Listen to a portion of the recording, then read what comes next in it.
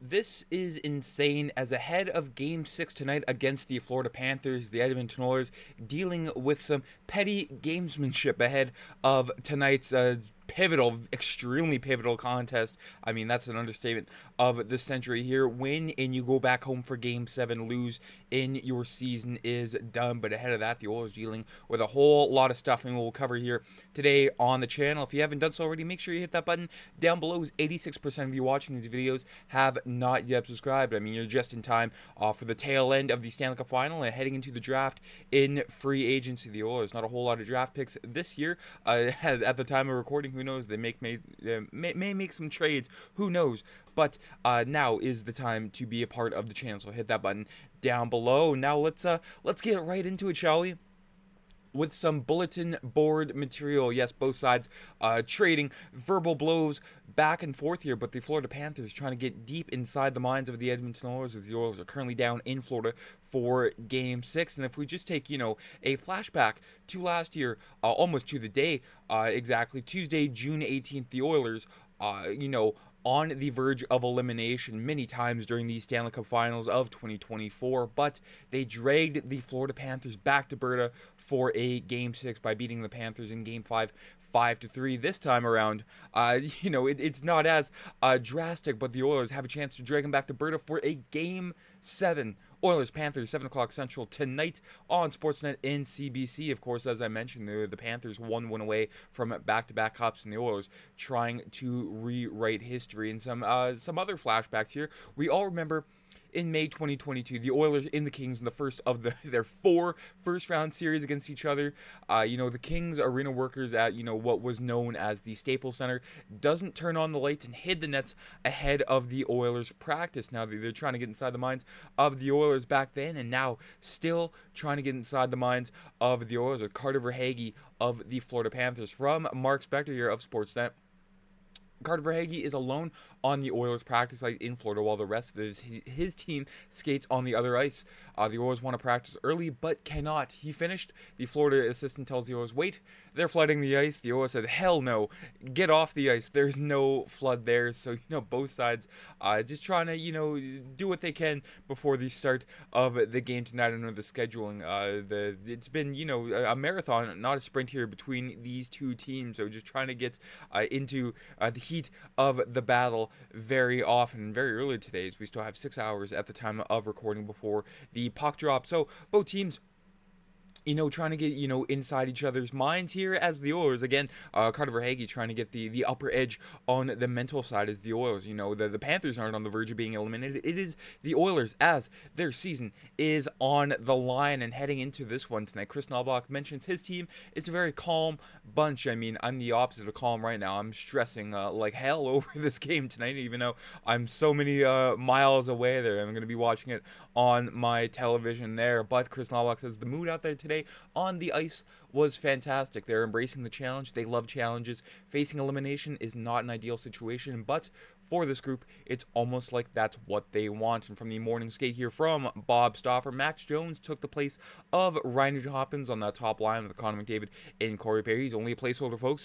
Don't lose your marbles. But on the second line here, Evander Kane with Leon Draisaitl in Kasperi Kapanen coming back into the lineup tonight with Jeff Skinner, Adam Henrique in Trent Frederick, and then Vasily Podkolzin, Matthias Janmark, and Connor Brown. So the odd man out in that scenario. Not just Ryan Nugent-Hopkins. It was only, a maintenance day for him. Or maintenance morning, hopefully not a full maintenance day. He still has to play tonight. But Victor Arvidsson is the odd man out. On the back end here, John Klingberg back into the lineup alongside Jake Wallman with Darnell Nurse and Brett Kulak making up your second pair. And then back together, yet again, the dynamic duo with Mattias Ekholm and Evan Bouchard there. Now, I'm fine with the top pairing there with Ekholm and Bouchard, but very questionable are my thoughts with the Nurse and Kulak pairing specifically. I would have rather had, Nurse and Wallman together and then put Kulak back on his comfortable left side there with John Klingberg as Nurse and Kulak during the Stanley Cup Finals. You can tell, Kulak in Nurse, that pairing on the Panthers forecheck, they have been targeted and often there, and it's led to some golden opportunities there for the Florida Panthers. You can see there Ekholm with Bouchard versus Ekholm without Bouchard there from NHL Sid on Twitter here. Just, a tale of two Ekholms. I don't know what, Ekholm is, thinking when he's not with Bouchard there. Normally, he's the most dependable defenseman on the ice there, but ever since coming back into the lineup in Game 5 of the Stanley Cup Final, I can cut him some slack. I mean, he's only played a handful of games so far compared to the others on this team, but just not the steady defenseman that you'd expect Mattias Ekholm to be without Evan Bouchard there. As I mentioned, a pairing like Ekholm and Wallman, if Ekholm was completely healthy, would have been fantastic, but again, that didn't work out in Game 5, so you have to put both those with Ekholm and Bouchard back together again. But absolutely no complaints on that top pair. I mean, I've spoken the gospel time and time again how good those two are together. And Ryan Nugent-Hopkins didn't skate this morning, as I mentioned, but expected to play. And now you're thinking, okay, you're missing one name, and that is the starting goaltender for tonight's game, and that will be Stuart Skinner, number 74, confirms himself at the presser this morning in front of the media, says he's in goal for the Edmonton Oilers in Game 6 tonight. I think that was the obvious choice. I mean, when your season is on the line, you go with your starting goaltender. I know many of you have confirmed, in the comments, and not just the comments, but everywhere else, that's just going to, okay, maybe during the regular season, sure, he wasn't the starting goaltender that many of us had hoped to have, blossomed from his rookie year. But in the Stanley Cup playoffs, I mean, 3 shutouts, sure, hasn't had the best Stanley Cup final, but that's just, playing behind the team in front of him, again, who has looked shaky in recent memory there. But Skinner, again, you can't knock the record. 9-1 in games 4 through 7, and he's 3-1 when the cup is in the building the last 2 years. And his coach, Kris Knoblauch, completely behind him every step of the way. Stu's been in a lot of high pressure games. You look at the amount of elimination games he's played, every single game he's played in were really solid, if not spectacular performances. Not just that, but they will need, Stuart Skinner to, try to bail them out if they have another slow start yet again, which hopefully is not the case for these Oilers. But it's been a recurring theme there with slow starts and just trailing for the majority of it. As you can see here, the Panthers have led for 200 minutes of this series. Meanwhile, the Oilers a little more than half of a 60-minute game there. So that is what the Oilers need to do. Just get started right out of the gate. I mean, you need to treat this game like a Game 7 scenario. Again, win and you go on to have a chance to raise Lord Stanley Cup. Lose and you're sitting on this just like last year, and you're back to square one, losing in Florida, going back to the dressing room, completely emotional, wondering what could have been there. But when it comes to the Oilers and the slow starts and the penalties, that is what's been killing them with Kris Knoblauch in his final thoughts heading into Game 6. 3 of those 4 games in the penalties last game wasn't an issue, but a lot of that outscoring was from their power play, the Panthers power play, I should say. So I think it's important for us, one, not to give them those opportunities on the power play, but also just taking away our flow and our attack if we are in the box. I think that's the most important thing. Last game, I thought we started off very well, and as soon as that first goal went in, we made a mistake. They scored on it and then set us back a little bit. So I think we were prepared to play, but I thought we came out well. But I think the most important thing is staying out of the penalty box, and that is also another key focus here for the Oilers. Is the Panthers are 5 for 15 in their last 3 games. At home at the Amerant Bank Arena, so just staying out of the box, being smart with your stick. A lot of those dumb penalties come from stick infractions, whether it be, we saw a really stupid one from Mattias Ekholm, Darnell Nurse, Evander Kane, and just, multiple other players that right now off the top of my head, just blanking on them, but just dumb penalties that are very avoidable. Yeah, Corey Perry, another player with dumb penalties. I knew there was another one, and it's always, the veterans that you would expect to rise to the occasion that, again, just sink the team. And again, when it comes to, people and players rising to the occasion, you need the best out of McDavid in Draisaitl 5-on-5 tonight. I know I mentioned, a few videos ago that you can't always rely on them, but sometimes in the heat of the moment, you need your best players to rise to the occasion there. It can't just all be on the depth that we saw during the LA, Dallas, and Vegas series. You need your best players. I mean, Connor McDavid and Leon Draisaitl have gone time and time again how much they want to win a cup. So right now, tonight, we can see exactly how much they want to win.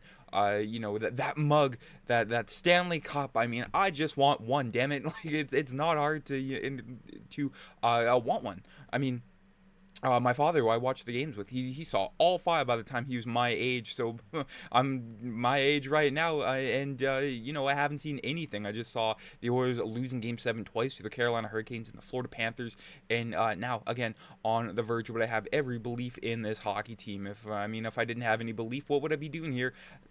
exactly. I mean, so for these Oilers, just need to, early start and stay out of the box. I mean, that's easier said than done there. But on the other side, these Florida Panthers doesn't look like we will expect many changes from this team tonight. I mean, if it's not broken, why fix it? Paul Maurice only made one change, and that was after a Game 1 loss there. And of course, when AJ Greer came back into the lineup on that fourth line. Again, on the defensive side of things, stays the same. Forsling, Ekblad, Mikhail Jones, and then Schmidt in Dmitry Kulikov. And then the big red machine in net with Sergei Bobrovsky. Didn't really have to do a whole lot in Game 5, but still put up a respectable 905. Now, the final thoughts for these Oilers, we've seen a lot of quotes from McDavid, Draisaitl, Knoblauch, a lot of Knoblauch quotes, but Corey Perry, he's been through this time and time again there with many different teams in the Stanley Cup Final. The Anaheim Ducks, we won with in 2007, the Dallas Stars, the Tampa Bay Lightning, the Montreal Canadiens, and lastly here, the Edmonton Oilers. But Corey Perry knows what the situation calls for, says our backs are against the wall, so after a disappointing game all around, you have to bounce back. If you don't, everything's over and you're going home for the summer. So you got to be able to flush it, move on, and be ready for the next one. We know what's at stake, we know where we are, and we want to make sure it doesn't happen. But that is it for today's video, folks. I mean, if we don't see the best out of McDavid and Draisaitl tonight, then I don't think the Oilers will have much of a chance. But you know what? I'm going to say the opposite. McDavid and Draisaitl will turn on the Jets there and go supernova in Game 6. They are bringing the Panthers back to Alberta for a Game 7. Mark my words. And Stuart Skinner is going to have a performance of a lifetime. And he's going to have another performance of a lifetime on Friday night in Game 7. So let me know down in the comments your thoughts about Game number 6. I mean, this could be the last game preview for 3 months before we get back into the preseason swing of things. So again, thank you very much for supporting the channel here. Let's go Oilers. Make sure you hit that subscribe button, folks. Enjoy the game tonight. I'm going to be a nervous wreck the entire time. My nerve endings are just going to be, shredded by the time this one is over. So take care tonight, folks. Enjoy the game. Let's go Oilers. And don't do anything I wouldn't do. Take care. I'm Matt.